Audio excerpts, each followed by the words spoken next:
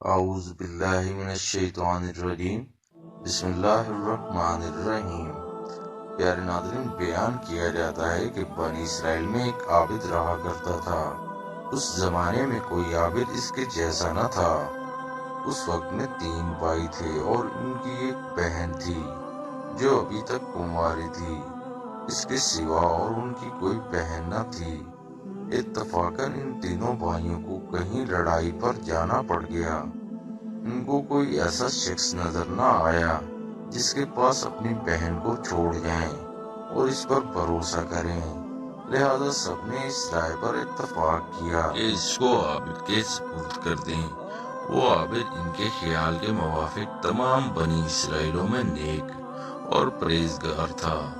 چنانچہ اس کے پاس آئے اور اپنی بہن کو حوالہ کرنے کی درخواست کی کہ جب تک ہم لڑائی سے واپس آئیں ہماری بہن آپ کے سایہ شفقت میں رہے گی۔ عابد نے ایسا کرنے سے انکار کر دیا اور ان سے ان کی بہن سے خدا کی پناہ مانگی۔ وہ نہ مانے اور اصرار کرتے رہے کہ ان کی بہن کو اپنی نگرانی میں رکھنا منظور کر لیں، حتیٰ کہ عابد نے ان کی درخواست کو منظور کر لیا اور کہا کہ اپنی بہن کو میرے عبادت خانہ کے سامنے کسی گھر میں چھوڑ جاؤ۔ انہوں نے ایک مکان میں اس کو لا اتارا اور چلے گئے۔ وہ لڑکی عابد کے قریب ایک مدت تک رہی۔ عابد اس کے لیے کھانا لے کر آتا اور اپنے عبادت خانے کے دروازے پر رکھ کر دروازہ بند کر لیتا اور واپس اندر چلا جاتا اور لڑکی کو آواز دیتا اور وہ اپنے گھر سے آ کر کھانا لے جاتی تھی۔ پھر راوی نے بیان کیا کہ پھر شیطان نے عابد کو بہکانا شروع کیا۔ ابتدا میں اس کو خیر کی ترغیب دیتا رہا اور لڑکی کا دن میں عبادت خانے تک آنا اس پر گراں ظاہر کرتا رہا کہ کہیں ایسا نہ ہو کہ یہ لڑکی دن میں کھانا لینے کے لیے گھر سے نکلے اور کوئی شخص اس کو دیکھ نہ لے۔ اس لیے بہتر یہ ہے کہ اس کا کھانا لے کر اس کے دروازے پر رکھایا کر، اس پر اجر عظیم ہوگا۔ غرض یہ کہ عابد کھانا لے کر اس کے گھر جانے لگا۔ کچھ مدت بعد پھر شیطان اس کے پاس آیا اور اس کو ترغیب دی اور اس بات پر اسے ابھارا کہ اگر تو اس لڑکی سے بات چیت کیا کرے تو وہ تیرے کلام سے مانوس ہوگی، کیونکہ اس کو تنہائی سے سخت وحشت ہوتی ہے۔ شیطان نے اس کا پیچھا نہ چھوڑا حتیٰ کہ وہ عابد اس لڑکی سے بات چیت کرنے لگا۔ اپنے عبادت خانے سے اتر کر اس کے پاس آنے لگا۔ پھر شیطان اس کے پاس آیا اور اس سے کہا کہ تو اپنے عبادت خانے کے دروازے پر اور وہ اپنے گھر کے دروازے پر بیٹھے اور دونوں باہم باتیں کیا کرو تاکہ اس کو خوشی محسوس ہو۔ آخر کار شیطان نے اس کو عبادت خانے کے دروازے پر لا بٹھایا۔ لڑکی بھی گھر سے دروازے پر آئی۔ اس طرح ایک زمانے تک یہ حال رہا۔ شیطان نے عابد کو پھر کار خیر کی رغبت دی اور کہا بہتر ہے کہ خود لڑکی کے گھر کے قریب جا کر بیٹھے اور ہم کلامی کرے، اس میں زیادہ دلداری ہے۔ عابد نے ایسا ہی کیا۔ شیطان نے پھر تحصیل ثواب کی رغبت دی اور کہا اگر لڑکی دروازے سے قریب ہو جائے تو بہتر ہے تاکہ اس کو دروازے تک آنے کی بھی تکلیف نہ اٹھانی پڑے۔ عابد نے یہی کیا کہ اپنے عبادت خانے سے لڑکی کے دروازے پر آ کے بیٹھتا تھا اور باتیں کرتا تھا۔ ایک عرصے تک یہی کیفیت رہی۔ شیطان نے پھر عابد کو ابھارا کہ اگر عین گھر کے اندر جا کر باتیں کیا کرے تو بہتر ہے تاکہ اس لڑکی کو باہر نہ آنا پڑے اور کوئی اس کا چہرہ نہ دیکھ پائے۔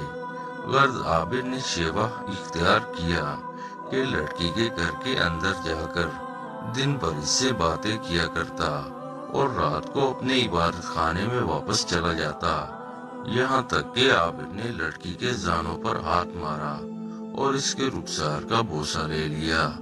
پھر روز بروز لڑکی کو اس کی نظروں میں آرائش دیتا رہا اور اس کے دل میں غلبہ کرتا رہا، حتیٰ کہ وہ اس کے اور زیادہ قریب ہو گیا اور لڑکی نے حاملہ ہو کر ایک لڑکا جنا۔ پھر شیطان عابد کے پاس آیا اور کہنے لگا کہ اب بتاؤ کہ اگر اس لڑکی کے بھائی آ گئے اور اس بچے کو دیکھا تو تم کیا کرو گے؟ میں ڈرتا ہوں کہ کہیں تم ذلیل نہ ہو جاؤ یا وہ تمہیں رسوا نہ کر دیں، تو بہتر ہے تم اس بچے کو لو اور زمین میں گاڑ دو۔ یہ لڑکی ضرور اس معاملے کو اپنے بھائیوں سے چھپائے گی، اس خوف سے کہ کہیں وہ نہ جان لیں کہ تم نے اس کے ساتھ کیا حرکت کی۔ عابد نے ایسا ہی کیا اور لڑکی کو زمین میں گاڑ دیا۔ پھر شیطان نے اس سے کہا، کیا تمہیں اس بات پر یقین ہے کہ یہ لڑکی تمہاری ناشائستہ حرکت کو اپنے بھائیوں سے پوشیدہ رکھے گی؟ ہرگز نہیں۔ تم اس کو بھی پکڑو اور ذبح کر کے بچے کے ساتھ دفن کر دو۔ غرض اس عابد نے لڑکی کو ذبح کیا اور بچے سمیت گڑھے میں ڈال کر اس پر ایک بھاری پتھر رکھ دیا اور زمین کو برابر کر کے اپنے عبادت خانے میں جا کر عبادت کرنے لگا۔ ایک مدت گزرنے کے بعد لڑکی کے بھائی لڑائی سے واپس آئے اور عابد کے پاس جا کر اپنی بہن کا حال پوچھا۔ عابد نے اس کو اس کے مرنے کی خبر دی۔ افسوس ظاہر کر کے رونے لگا اور کہا کہ بڑی نیک عورت تھی، دیکھو یہ اس کی قبر ہے۔ بھائی قبر پر آئے اور اس کے لیے دعائے خیر کی۔ پھر راوی بیان کرتے ہیں کہ جب رات ہوئی اور وہ اپنے بستروں پر سوئے تو شیطان ان کے خواب میں ایک مسافر آدمی کی صورت میں آیا۔ پہلے بڑے بھائی کے پاس گیا اور اس کی بہن کا حال پوچھا۔ اس نے عابد کا اس کے مرنے کی خبر دینا اور اس پر افسوس کرنا اور مقام قبر دکھانا بیان کیا۔ شیطان نے کہا، سب جھوٹ ہے، تم نے کیوں کر اپنی بہن کا معاملہ مان لیا؟ عابد نے تمہاری بہن سے بد فعل کیا، وہ حاملہ ہو گئی اور ایک بچہ جنا۔ عابد نے تمہارے ڈر کے مارے اس بچے کو اس ماس میں ذبح کیا اور گڑھا کھود کر دونوں کو اس میں ڈال دیا۔ شیطان نے مزید کہا، جس گھر میں تمہاری بہن تھی اس کے اندر داخل ہونے میں وہ گڑھا داہنی جانب پڑتا ہے۔ تم چلو اور اس کے گھر میں جا کر دیکھو، تم کو وہاں دونوں ماں بیٹے ایک جگہ ملیں گے، جیسا کہ میں تم کو بیان کر چکا ہوں۔ پھر شیطان دوسرے بھائی کے خواب میں آیا، اسے بھی ایسا ہی کہا۔ پھر چھوٹے بھائی کے خواب میں آیا اور اسے بھی ایسا ہی کہا۔ جب صبح ہوئی تو سب لوگ بیدار ہوئے اور تینوں اپنے اپنے خواب سے تعجب میں تھے۔ ہر ایک آپس میں ایک دوسرے سے بیان کرنے لگا کہ میں نے رات عجیب و غریب خواب دیکھا۔ سب نے باہم جو کچھ دیکھا تھا بیان کیا۔ بڑے بھائی نے کہا، یہ خواب فقط ایک خیال ہے اور کچھ نہیں، یہ ذکر چھوڑو اور اپنا کام کرو۔ چھوٹا بھائی کہنے لگا، میں تو جب تک اس مقام کو دیکھ نہ لوں گا باز نہ آؤں گا۔ تینوں بھائی چلے جس گھر میں ان کی بہن رہتی تھی، آئے، دروازہ کھولا اور جو جگہ خواب میں بتائی گئی تھی اسے تلاش کیا اور جیسا ان سے کہا گیا تھا کہ ان کی بہن اور اس کے بچے کو ایک گڑھے میں ذبح کیا ہوا پایا۔ انہوں نے عابد سے کل کیفیت دریافت کی۔ عابد نے اس قول کی، اس فعل کے بارے میں تصدیق کی۔ انہوں نے اپنے بادشاہ سے جا کر عابد کی شکایت کی۔ عابد کو پھر اس کے عبادت خانے سے نکالا گیا اور اس کو مارنے کے لیے لے جایا گیا۔ جب اس کو مارنے کے لیے لے جایا جا رہا تھا تو شیطان اس کے پاس آیا اور کہا، تم نے مجھے پہچانا، میں ہی تمہارا وہ ساتھی ہوں جس نے تم کو عورت کے فتنے میں ڈال دیا، یہاں تک کہ تم نے اس کو حاملہ کر دیا اور ذبح کر ڈالا۔ اب اگر تم میرا کہنا مانو اور تم مجھ کو سجدہ کرو تو تمہیں میں اس سے نجات دلا دوں گا۔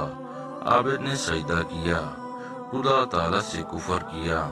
پھر جب عابد شخص نے کفر کیا تو شیطان کو اس کے ساتھیوں کے قبضے میں چھوڑ کر چلا گیا۔ انہوں نے اس کو اس کے کیفر کردار تک پہنچا دیا۔ ناظرین گرامی، اس واقعے سے ہمیں یہ سبق ملتا ہے کہ اندازہ کیجیے کہ شیطان ہمارا کس قدر سنگین دشمن ہے اور اس کے وار کس قدر سنگین ہیں۔ چنانچہ ہمیں چاہیے کہ اس واقعے سے سبق حاصل کریں اور شیطان کے ہتھ کنڈوں سے اپنے آپ کو بچائیں۔ اللہ تعالی ہم سب کو اس پر عمل کرنے کی توفیق عطا فرمائے۔ آمین ثم آمین۔